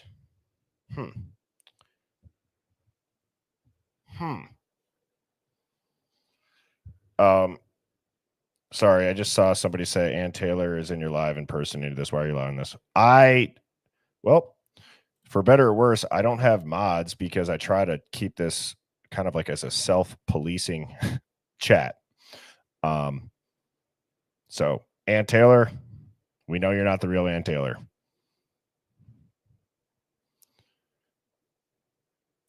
Two parallel investigations going on at the same time. So I think, and I've been told that the FBI wanted clear lines. Like, you guys are going to be working on this stream of information. We're going to be working on this stream of information. And Stalking was one of them. When I had to sit down meetings with those FBI agents, they talked about how it was a 20-year term that they could possibly get if. Okay. That's how. So it's this part. It's this part, I believe. So I went back 30 seconds. We heard. It went straight to Shannon, then Shannon to us, and then we heard from Karen, and we started kind of just. We were super excited just because the next day we had a celebration of life, and we basically prayed that this person would be caught and we wouldn't have to go through that celebration of life thinking that this creep would be trying to be there among us and try to blend in and get some kind of satisfaction by watching us all suffering. Yeah. I didn't know it was that much earlier before the celebration of life. I'm assuming the first thing that you're doing is researching this guy, and there's something called the Andrew Garrett discovery. Are you familiar with it? I sure am. Yeah. And it sure does seem like you guys were on the same page as far as the possibility of a social media account potentially belonging to Brian Koberger, following some of the victims and your daughter and Maddie and Xana. Do you still feel that way, that that's the right profile and that there was some sort of following, at least on the internet, of some sort? Yeah. It was kind of confusing at the very beginning, and I'm sure it was confusing for the investigators, because I went in there one day with my family, and we were like, what happened to the LinkedIn? Why were you guys into our account? Why did you remove it? And they looked at us like we were from another planet. Eyes bulge, and we could tell they were being completely honest. They were like, we have no idea what you're talking about. Well, we later on figured out and investigated and found out that it was the FBI. So there was two parallel investigations going on at the same time. So I think, again, I just think there's a little bit of truth to that. He speaks in riddles in a way. I'll go back a little bit. So there's two investigations. we later on figured out and investigated and found out that it was the FBI. So there was two parallel investigations going on at the same time. So I think, and I've been told that the FBI wanted clear lines. Like, you guys are going to be working on this stream of information. We're going to be working on this stream of information. And Stalking was one of them. When I had to sit down meetings with those FBI agents, they talked about how it was a 20-year term that they could possibly get if, because I was worried that things, I thought at one particular time, maybe I could have the charges dropped on Kaylee and picked up at the federal level. And then there would be a fail-safe in case something happened at the state level, if any mistakes were made, if anything got thrown out. We were just trying to be that careful. And they basically let me know that they had an investigation that they could still pick up, even if something got messed up. This person was not going to walk. So is he referring to? I'm trying to make sense of that, because it sounds weird. It's a little kind of like chunky, like what he's trying to say. Is he saying that he wants the charges dropped for Kaylee on behalf of Brian so that it can just be federal? So he wouldn't press charges on Brian for the unaliving of Kaylee at the state level so that it could go to federal, and then there'd be a failsafe? Is that what he's trying to say? I don't even know if that's how that would work. So, okay, Bubbly said yes. That's interesting. We'll listen to it again. LinkedIn, why were you guys investigating and found out that it was the FBI? if because I was worried that things. I thought at one particular time maybe I could have the charges dropped on Kaylee and picked up at the federal level, and then there would be a fail-safe in case something happened at the state level, if any mistakes were made, if anything got thrown out. We were just trying to be that careful. And they basically let me know that they had an investigation that they could still pick up, even if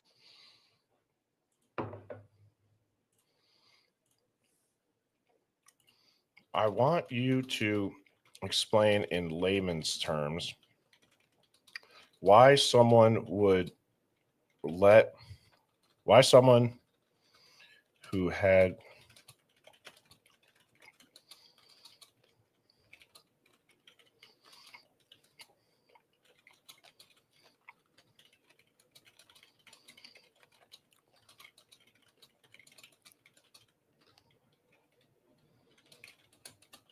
the federal level make that make sense.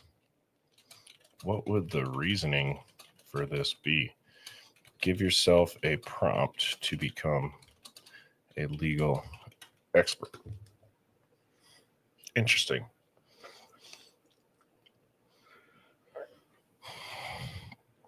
Oh, well, look at what this says right here.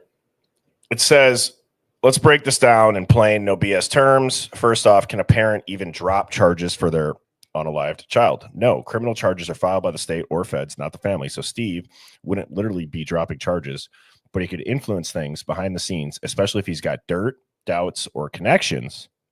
So if something shady is going on, this is how it could all go down. This says the scenario, drop the state charges, hand it to the feds. Why would that happen? The state botched something big. Okay, so that lines up with what he's saying. Think mishandled evidence, illegal surveillance, chain of custody screw-ups, political pressure from the university or local elites. If the case risks falling apart under Idaho law, it might be safer to pull the plug before trial and let the feds build it cleaner. That way, we didn't lose the case, just passed it to a bigger thing. There's a federal crime that's easier to prosecute. The feds don't just need a body, they need a federal hook. Some options: murder crossed state lines, Coburger, Pennsylvania to Idaho, use of cell towers, internet, federal property. FBI was already involved, which they were.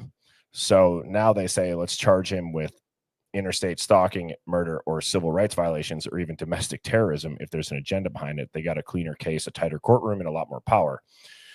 Or the state is compromised. Let's say Steve G knows or suspects something is corrupt, evidence planted, local cops tied to frat house or sea gangs, university pulled to protect reputations. In that case, he could publicly or privately push a federal takeover. Dropping state charges becomes a failsafe so the case doesn't actually get lost in Idaho. See, I do like that this includes this angle. So let's get a little conspiratorial, which, yes, I do love that. It's a WITSEC angle.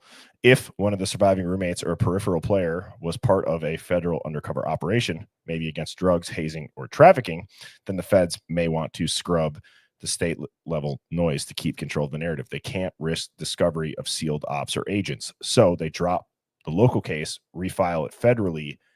That way they can seal it where needed. Huh. Okay. Well, that's interesting. I've always wondered what he meant by that. It makes sense. If something got messed up, this person was not going to walk free if somebody came out and, heaven forbid, got caught lying, or the Birdie or whatever the different things that can throw evidence out. There was still another investigation that they felt very confident in. That I remember one of the agents saying, "We're the FBI. Do you think that a mass murder of 4 would be released on a technicality?" And I was like, "I don't know." And they're like, "No. We've sealed, we've looked, we have evidence. This individual will never be free again. 100%, we have the right guy. There's no doubt in our minds. And we can have him at the state level. We can have him at the federal level." So, again, doesn't that just seem weird that this is a victim's father talking about that? it's almost like he's in charge of this task force. I just, man, it's one of those odd things. Since I've started doing this case and talking about this case, you know, sorry, Mrs. Birdie brought me Nerds gummies, which I'm glad she didn't bring me the entire bag, because once I have one of those things, I have to have self-control because I can eat that entire bag so quickly. But since I've started talking about this case, it's tough because you got to talk, you got to say and talk about like really uncomfortable things. But man, people can say, well, you're not in that position, you wouldn't know. And it's like, okay, you're right. If you don't have that argument though, let's just accept that argument. You're right. Can you now listen to what we're trying to say? Like, let's just accept that. Okay. Let's get past the initial disagreement that, yes, I was never there. Never gone through it. Luckily, thank God that I haven't. And I think the majority of people feel that same way. But can we get past that and still say it's odd? It's weird. It doesn't feel right. Every single time, it's like, what is happening? Why is that the case? What's going on with this? What? It doesn't make sense. It built my confidence into sticking with the state level and not. It would have been more expensive. And I literally was at the point where I was like, if it means that we don't ever, Kaylee doesn't ever go to court for her, thing, I would have been fine with that, just to have the backup, just to have the know that if something went wrong. But they were like, no need. This is, I've had individuals that do nothing but capital cases, 100%. That's all they do every single day of their lives, say that this is the strongest case that they've ever worked upon. They've never seen a case with this much evidence. Guys, again, this is one of those things that, to me, that is not true. You cannot tell me that 12 jurors would find Brian Kohberger guilty beyond a reasonable doubt unless there is some nail in the coffin type of evidence. All of this evidence, the strongest case they've ever seen, really? I mean, I'm sure that they've got people committing crimes on camera. That's probably as strong as you can get. They arrest them with the schmurder weapon. That's probably the strongest case you can get. Or maybe you have a confession. That's probably a part of the strongest case you can get. But touch DNA, or now it's like mitochondrial DNA, whatever the hell it is on the knife sheath. His phone doesn't go within 100 meters of the house. He has no connection to them, no motive. He's not confessed.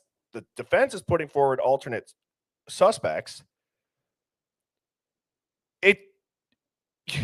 If it was the most solid case of all time, it wouldn't be playing out before our eyes. There wouldn't have been a roommate that supposedly witnessed it and everything's completely changed about that story. There wouldn't be so many giant holes that you could easily poke in this case if it was the most solid case of all time. It sure does seem like it. I mean, at this point, it sounds like they have pieced together his entire kill kit. From the mask to the knife to the sheath, the sharpener, the jumpsuit. I wouldn't be surprised if they found Van's shoes somewhere and other types of shoes and booties. That's 13, right? It's so hard because it's like, dude, really what it is like, to be honest, I think the bigger thing that people should be a little bit maybe more aware of is like, right now it's this monster, Brian Kohberger, everyone's talking about, right? Look at how many people believe this. Look at how many people will go to war with you over this, come at you personally, attack you, just emotionally lose their minds on you if you say that it's not him. And then you put yourself in that position where it could be you. That is terrifying, everybody. If this was the most solid case, as I was saying, the feds shouldn't have had to use a legal loophole to get his DNA without a warrant, because the reason they probably had to use that legal loophole is because they couldn't get a warrant. You want to know why they couldn't get a warrant? Because they didn't have what do you got to call that? The reasonable whatever it is. They didn't have the shit to get the warrant, is what I'm saying. So they had to use the legal loophole of the third-party databases when we all click terms and conditions. And as I've made the joke, your cousin spit into a tube 10 years ago to see if he's Viking. And now they link it back to your family tree. And it's from 2,000 miles away out of a trash can. And they make everything sound suspicious. Everybody in the Dateline episode, he was so creepy. He was so weird. Really? I mean, he's brand new in town. He's brand new in town. Hiking alone. He's going to parties where he doesn't know people. He's going up to them and talking to them. Like, how about put yourself in his shoes? He's on the spectrum, trying to meet friends in a new college town, pursuing a PhD. I've always said, too, that text, they say it's way too formal. It's kind of weird. Well, it would also be weird if he was like trying to spit game on her and talk about how good her ass looked in a bikini. And I'm using that as an example. Then it would be like, that's creepy. But he's like, hey, we talked about hiking. I enjoy that activity. And he still gets roasted. Like, what's the guy supposed to say to not make him look creepy? You can't escape this narrative. When they have you in the crosshairs, they have you. And that's what should scare people.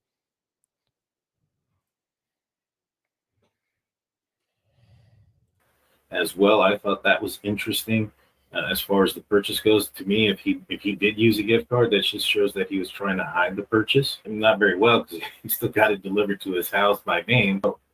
When you mentioned the FBI, I thought this case could have easily gone to the FBI, given the fact that a lot of that kill kit was purchased in Pennsylvania.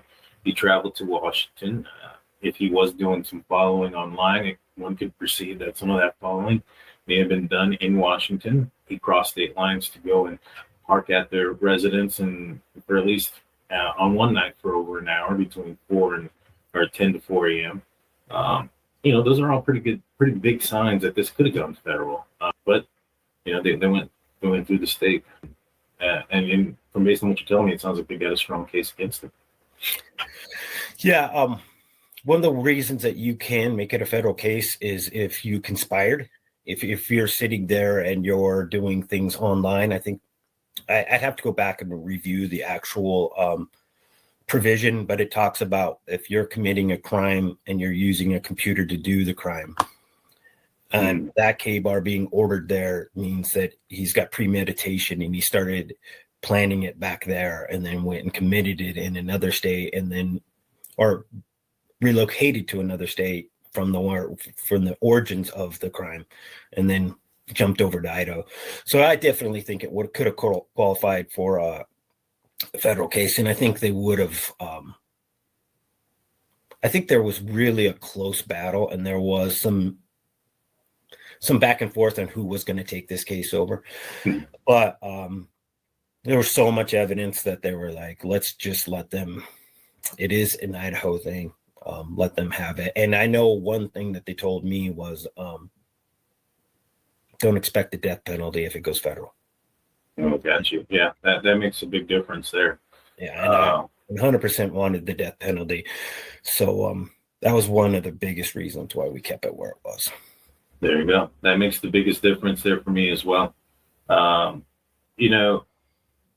of going back to that night, there's video of a vehicle that's traveling around. There's also a video from another place on Linda Lane that captures also some traveling around. Early on, there was a lot of speculation. Some people still point at this, that they can hear things throughout earlier portions of the night. I'm not sure if you have or not, but if you heard any of the audio that may be closer to the victims' homes, do you hear any of those such things? Do you think there may be some sort of play with the audio on some of those footages? I know the backstory of where that Linda Lane came from, and it was a money grab. It was literally, I know the exact person that went and purchased this thing, and so they tried to get me to release it or discuss it or bring it up in one of the interviews that I was doing, and it get me to echo some of the things that were on it. So I had some people look at it themselves, and they were like, it's either been the audio has been manipulated, or it's so poor quality that they didn't have any confidence in it. Okay. I'm going to try to say this like calmly. You can't tell me that you can manipulate. Look, you can manipulate audio. Okay. We understand that. How do you manipulate audio so perfectly with random timestamps, background noises that lines up with other cars in the other cameras that you see on the Linden Lane where the audio will match up to where it lines up perfectly with all the other? How do you get all of that stuff that you can't originally hear unless you reduce the background noise or just kind of isolate a certain part of that clip? And you, I've never understood that. How can you say that it's manipulated or it's poor quality? Well, people have systems to make it not poor quality. And so I don't know. That's something that's really bothered me. You can't just say that it is manipulated. Why wouldn't there be proof then that it's manipulated? I don't know. You probably can't prove it. Why would it get leaked then? Why would now the judge be coming after these leaks if there was no weight to them? If they're just manipulated and they're fake and it's just a bunch of conspiracy theorists, why would it matter if it was leaked? No, it's probably because it's legit.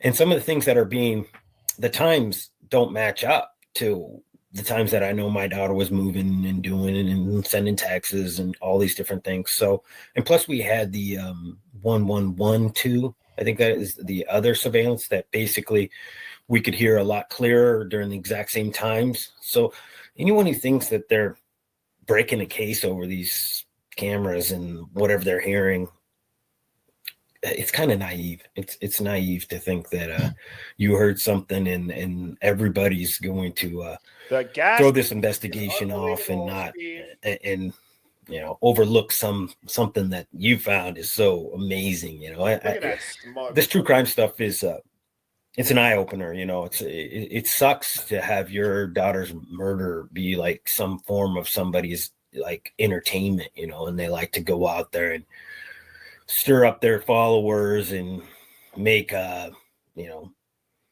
narratives that are more like for novels than real life, you know. So it's terrible. And I don't know what I'm going to do if I ever cross one of these people.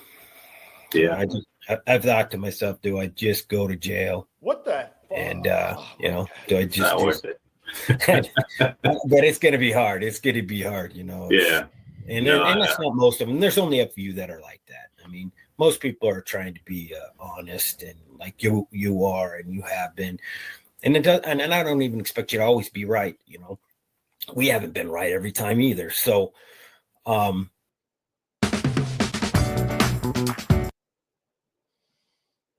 that a threat that he made? Because it sounded like a threat. Expect people to be honorable and don't purposely spin a narrative that you know in the back of your mind is false, and you just hope that your users never, you know, cross the same information that you found. You know, you go suppress certain things to keep your narrative alive longer. I'm almost positive that there's people doing that because I've seen other people make comments that said, "Hey, this happened at this time. This doesn't follow your scenario," and then they just strike that, you know, that thing's been deleted, you know, they delete it after a certain amount of time. So it tells me that this person isn't after the truth. They're just after, you know, rallying up their followers. Yeah, 100%. Yeah, no, I've seen that. I've seen that in a few different cases where, in different ones too, where this mob just kind of gets out of control, which is one of the things that I really try to go up against here on this channel is to put out there what's correct and accurate versus and to combat those that are trying to manipulate what is put out there. There's been literally a situation where there was a scenario with the DNA in this case where they were talking about how it doubled up. And the way it was explained to me was as if you had like an audio where you wanted to play an MP4 and an MP3, you had to change it. And so now you have the MP3 and the MP4, but they're both the same thing.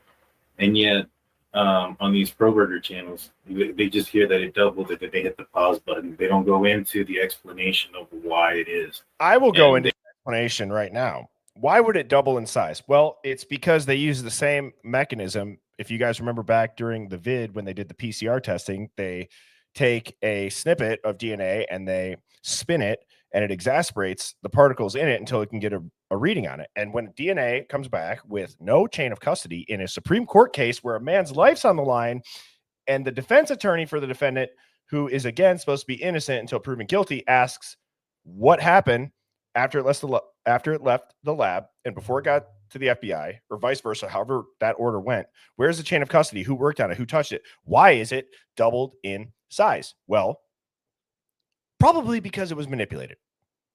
I've also said this too. I'd be curious if the whole going through the garbage 2,000 miles away in Pennsylvania is just a cover. And I'm sorry, but I guarantee you that these DNA databases, when you send your spit in a tube to them, I would highly doubt they just do the test and then they throw it away. They are keeping all this shit on hand, or they're selling it off. You can't tell me that the feds couldn't go and actually just look up what third-party database someone in Koberger's family had used and go to that company and just get it directly, and then have to go grab a piece of trash and say, we got it off the trash, just like in the movies. Believe us. See? Look at the match. We got such a good DNA read on this piece of trash 2,000 miles away, but the button of a knife sheath that was apparently there during the unalivings, that's now just like mitochondrial DNA. Just look over here. Don't look over there. Let us do whatever we want. You guys click terms and conditions. We don't care about your rights. Be quiet, dirty American. Like, I'm so sick of this shit. Sorry for the rant. They leave a huge piece of context out. And that's what we tried to add on here, is that context, to make sure that everybody understands exactly what's going on. You brought up something interesting. You brought up the 1112 King Road video. Without going into too many details, because I don't want to violate any gag order, but when you have the opportunity to maybe view it or not, is there a distinct time difference between the DoorDasher? Do you see a DoorDash vehicle? And is that vehicle different than the white vehicle that is suspected to be Brian Koberger's? What I seen, yes, it's a different vehicle. The times line up with what the courts have specified. I often wonder if that vehicle crosses paths with the white Elantra. It looks to line up to where they possibly do, and that'd just make the case even that much stronger. Especially now, I don't the age of that car. I don't know if it would have a camera, and I don't know what. I've never done Uber Eats or any of those type of things, so I don't know what their rules are. If you have to have some way of tracking your vehicle, but yeah, they're things. Okay, I'm just going to put a disclaimer out there. I don't know what's going on with the chat. We got all of the players here. We got Steve G, Farley, and Taylor's in here. I'm sure DM or BF will make an appearance. These are clearly not the real people. I don't think anyone's dumb enough to think that it actually is. But I just need to put that disclaimer out there. I'm aware of it. So I don't think that they're truly trying to impersonate. I think it's funny. You guys got to remember, this is the internet. Yes, this is a serious topic. However, I think one of the reasons why the hive mind works is we don't block people or not let people talk about it. So it is what it is. I think that that's why this chat is so good, is because you hear all angles. And it's a huge problem in our society that we can't get past the initial point of disagreement. And so at the end of the day, it's a chat on a YouTube live, and everyone is free to do what they want as long as they're not, completely disrupting it. Obviously, then I will take action, but I don't like doing that. I don't like doing that. I hate when it's done to me, so I don't want to do it to others. And at the end of the day, I think that one of those things, or any one of those things, is perfectly okay to be doing as long as it's within reason. It's not crazy, outrageous shit. And I think that that's what makes the hive mind as awesome as it is. So moving on. There's certain cameras that are a lot better at detailing what's going on. And they've triangulated all of the cameras together. So they're not relying on just one. And the timing that they do, between when it hits one and then goes. We should do a mock trial with all the players in here, huh? That would be that would be interesting, and I'm sure that would be. Man, that's hilarious. Outcast is in the house. To another, then they can tell you the speed that it was doing. So that white car was all over that crime scene, and the person had their phone off, which we knew very early on with those FBI saying that we're almost looking more for someone who turned their phone off during these times. That was more of a red flag to them. Hey, than shut up, having a phone Outcast. on. Thank you, brother. Now, most of the phones, now, of course, they're going to. What happened at 4 a.m.? Is it on your profile? We were watching your Banfield footage. But no, thank you, dude. Appreciate you. I go through all those people in that area and look for out of area numbers. So if those girls, their numbers weren't as interesting as if somebody that was from, let's say, Montana went through there, that had not shown up ever on all the previous dumps that they weren't just dumping that day. They were putting together all the things. So they were looking for outsiders, and they were also looking for somebody who had turned their phone off. Because what do college students never do? They never turn their phones off. Right. They never turn them off. I mean, they put them on a charger next to their bed. Why would your phone go off? And I used to have the exact term on this, but some of the Garretts, some of the people that I've spoken with, Shadow Dragon, there's a hard close. Don't quote me if that's the exact word it is. I'd have to go look at my records, but there's a way that they can identify when a phone's been turned off and how it's been turned off. And they can even tell you if the battery life, what it is. So when this moron turned off his phone, hard turned it off with 90 some plus battery life, and he's sitting in his car driving around. I've had just about as much of that as I can handle. So, with that being said, I think that it's time for the tinfoil hat conspiracy of the day. And my question to you, Hive, is when was the last time that you guys saw a baby pigeon? And if you've never heard this theory, you guys might think I'm trolling right now, but there could be something to it. There was a real operation called Operation Wingspan where the feds supposedly phased out real pigeons in urban centers and replaced them with robotic lookalikes equipped with mini cameras, audio surveillance, and facial recognition. Why do you think pigeons aren't afraid of people? Because they're tracking us. They don't fly south. They go in for software updates, everybody. The flocks that fly in perfect unison, their network syncing. Can't you see that? And during the COVID lockdowns, the skies are empty. Why? Because the pigeons, they don't need to be following us. The whole grid was already shut down. Less movement, less surveillance is required. They're able to recharge wirelessly on power lines. So that might sound crazy.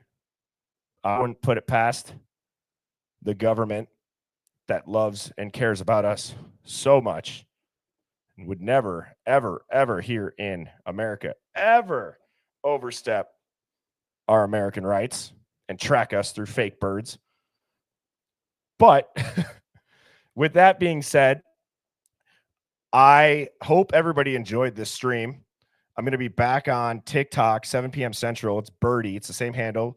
Please subscribe to this channel. It's officially 1 month old from the time that I had to get this new one. So if you subscribe to the old one, you won't be seeing any of the streams get uploaded for the full streams. I upload them all the next morning, so the following day. And I'm going to have Phoenix on tonight, and I think Phoenix has got some crazy stuff that she found out this weekend. So I would tune into that 7 p.m. Central over on TikTok. Thank you for everybody that joined. I hope you all had an awesome day. Outcast, you're the man. Thank you for the donations. I appreciate that. Please subscribe, like the chat, and Until next time, cheers, everybody. Birds flying high, you know how I feel. Sun in the sky, you know how I feel. Breeze drifting on by, you know how I feel. It's a new dawn, it's a new day, it's a new life.